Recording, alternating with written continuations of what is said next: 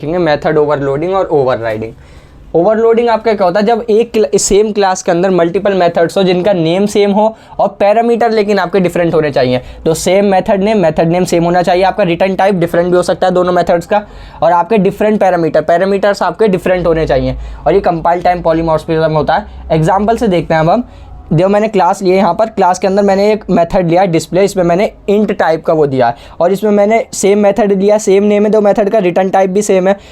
Return type आप different भी ले सकते हो, लेकिन आप यहाँ पे देखो मैंने यहाँ पे पैरामीटर डिफरेंट लिए, यहाँ पे INT टाइप का लिया, यहाँ पे डबल टाइप का लिया, और फिर यहाँ पे मैंने इसे प्रिंट करा। आप देखो यहाँ पे जब मैंने ऑब्जेक्ट बनाया, इसके बाद जब मैं ऑब्जेक्ट डॉट डिस्प्ले 2 करूँगा, यहाँ पे मैंने इंट टाइप का दिया है, तो आपका कौन सा वाला मेथड कॉल होगा, तो आपका इंट टाइप का कॉल होगा, तो ये इसे कॉल करेगा। और जब मैंने यहाँ पे देखो डबल वैल्यू दी है, ठीक है ना, तो आपका कौन सा कॉल कर रहा है ये, तो ये वाला मेथड कॉल कर रहा है। तो ये होता है आपका ओवरलोडिंग। ओवरराइडिंग में आप क्या करते हो, जो पेरेंट क्लास के अंदर जो मेथड होता है ना, आप उसे रीडिफाइन करते हो किसमें, सब क्लास में, तो इसी को आप बोलते हो ओवरराइडिंग। तो इसमें सेम मेथड नेम होना चाहिए, नेम तो सेम ही होगा आपका, सेम रिटर्न टाइप भी यहाँ पे सेम होता है, और आपके पैरामीटर्स भी यहाँ पे सेम होता है, क्यों आप रीडिफाइन कर रहे हो उसे सिर्फ, ठीक है ना। तो इसलिए आपका जो ऊपर पेरेंट क्लास में मेथड था उसे आपने सिर्फ रीडिफाइन करा है, ठीक है ना।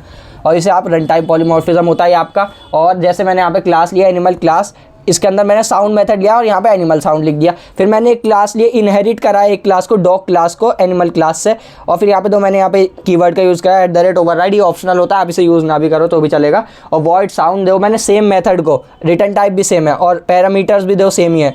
और फिर यहाँ पे मैंने इसे प्रिंट करा डॉग साउंड को। अब यहाँ पे आप देखो इसके अंदर मैंने अब यहाँ पे एनिमल OB = न्यू डॉग, अब यहाँ पे रेफरेंस किसका ले रहे हैं हम, एनिमल का ले रहे हैं, और ऑब्जेक्ट आपके क्या डॉग क्लास का। तो जब आप ये कॉल करोगे ना OB.sound, तो आपका कौन सा कॉल होगा, आपका ये वाला डॉग क्लास वाला कॉल होगा, क्यों, बिकॉज आपका जो ऑब्जेक्ट था ना वो डॉग क्लास का था। अब इसे समझ लेते हैं कंपाइल टाइम पॉलीमॉर्फिज्म और रन टाइम पॉलीमॉर्फिज्म। जो कंपाइल टाइम पॉलीमॉर्फिज्म, जब यहाँ पे आपने इसे कॉल करा ना, जैसे डिस्प्ले मैंने 2 वाला करा, तो ये INT वाला करेगा, तो इसे पहले ही पता है, प्रोग्राम रन होने से पहले ही पता है इसे कौन सा कॉल करना है, इसलिए आप इसे बोलते हो कंपाइल टाइम पे इसे पता है कि कौन सा कॉल करना है।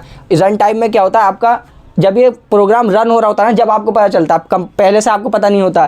तो अब जैसे यहाँ पे आपने ऑब्जेक्ट बनाया था, तो रेफरेंस किसका रहता है, एनिमल क्लास का, लेकिन ऑब्जेक्ट आपने किसका दिया, डॉग क्लास का, तो इसलिए जब आपने ये कॉल करा तो डॉग क्लास का कॉल होगा। ये आपका कब डिसाइड हुआ, रन टाइम पे डिसाइड हुआ, that's why it is run time polymorphism.